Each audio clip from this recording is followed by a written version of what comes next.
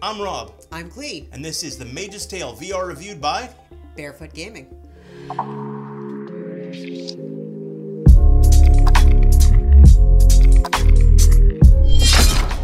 Clee, what is the story in this game? Our master has been kidnapped and we have to go rescue him, and as we go along in our little adventure we have to learn magic from a goblin guide. And it's a dungeon crawler. That's the base of this game. It is a dungeon crawler. Rob, walk us through the movements of the game. Okay, so they have added all the movement styles. Since this has been ported from Oculus now to work on the Vive and the Rift, they have smooth movement, they have teleportation, you've got snap turning, you've got everything. You could play this game seated if you want. You can play at room scale, everything. Okay, so then there's also the environmental puzzles. So there'll be things like water running down and putting out a fire, and you'll have to be able to light the fire, and you can't because the water's putting it out. So you'll use your magic, you'll freeze the water, it'll stop running, you can light the torches, doors will open up. Another example is there'll be these glass orbs. They're kind of like crystal balls, but you can look through them. You pick them up, and when you look, sometimes you can see footprints or you'll see clues, and that'll tell you how else to move through the environmental puzzles. Clee, how do you fight in this game? You have the ability to select various spells depending on what you've unlocked so far. They all tend to be elemental, so you're going to have fire, and you're going to have ice, and you're going to have water, and you're going to have wind. And then as you move through the game, you can customize those spells so that they become more comprehensive. You can also color code them if you like, and change their appearance. So there's a lot of cosmetic change up that you can do to these spells, but essentially a fireball is a fireball. It'll simply operate in different capacities. Absolutely. Yeah. So you could, later on, you can modify it so that it will chase the enemy, or you can modify it so it'll split. You also level up, so you get experience points just like any other RPG or dungeon crawler. You can't really customize your character with like strength and agility and stuff, but what you can do is you can pick out items that will give you either a little bit more health, or your mana will come up a little bit faster, or things like that. So they're not massive changes, they're just little bits that make you better and better as you go. Yeah. Traps. You run into traps every once in a while. Walking into a certain spot of the room, then all of a sudden the drum music starts up and you're under siege, and you have to, so there's the ambush type trap, and there's also game type traps as well. Yeah, so there was an example where there were a bunch of things swinging across the hallway, and you had to try to make it through without getting hit, and keeps it just straight from you progressing. There's always these little traps you have to watch out for. The only other thing we haven't really talked about as far as the gameplay goes is you have a spellbook on your left hip. You can pull that up, and that's how you can see how much health you have. That's how you can see which upgrades you've taken. On your right hip, you've got a spare health potion, whatever the case may be. And as well, if you want to go back to your home base area, you hold your hand over your head, you look up at your hand, and you'll teleport back there. That's where you can see little collectibles and stuff that you've collected as you've gone through.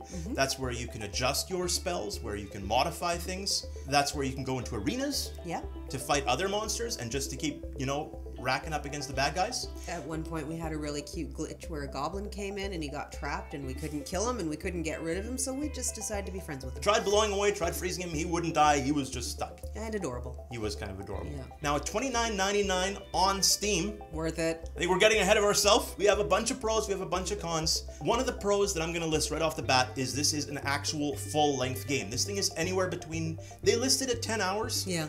But unless you're a completionist, you're going to be closer to 7. But even at 7 hours, that's a fair length of a game in VR. Like, that's something we're not seeing a lot of. I would say another pro is that it is very much the classic familiar RPG. There is a comfort in these games to me. The further I got into it, the more and more I stopped caring about how familiar it felt, because it is a little formulaic. And a little about the familiarity on this. Now, I don't know how many of you are familiar with the Bard's Tale, but for a moment, take a look at this.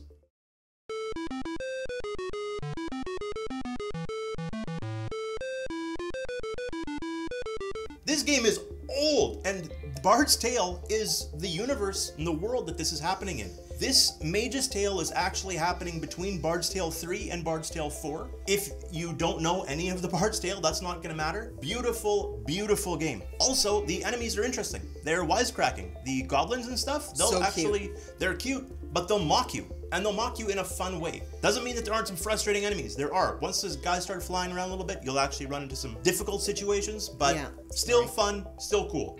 I love the frog. The frog! The frog became our close friend through this game. He adorably, with his little septum piercing, will point into his mouth because he wants you to feed him the items that you found to work back to your homeroom. Two more things I'm going to mention is not all the puzzles need solving. That's a pro for me. Sometimes puzzles are super frustrating in the game, and there are certain ones that you will have to get through to move to the next area. However, those are usually the easier ones. They have other ones that are really difficult that you only have to beat if you want to get extra stuff. So, absolute pro. I like not getting frustrated. If I want to move past a puzzle, you can move past it. That happened a bunch of times. Major win. To him.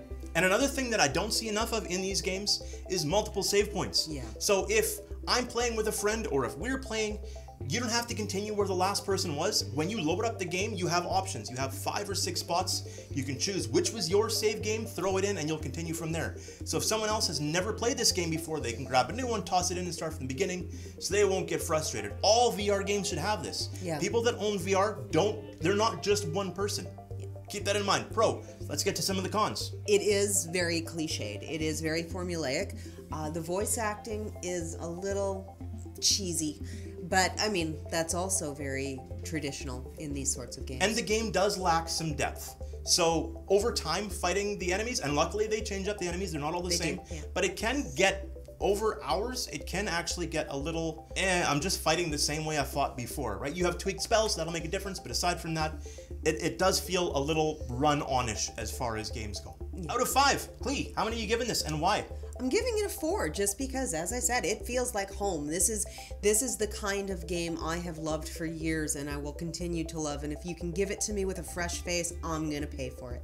Price point, I would definitely give this a 4 out of 5. It's the best dungeon crawler I have seen so far, bar none, in virtual reality. In Exile, you guys did a great job. That's it, we're done. Thank you so much again for watching one of our reviews. Subscribe, don't forget to subscribe. Why aren't you subscribing? Very important. You're watching. Yeah. How are you gonna know when the next one comes out? Don't forget to like, and I love to hear from you. We read the comments, we always check, and if there's something we can do to help, we are there. We're out of here, thank you again, we'll talk to you later. See ya. Take care.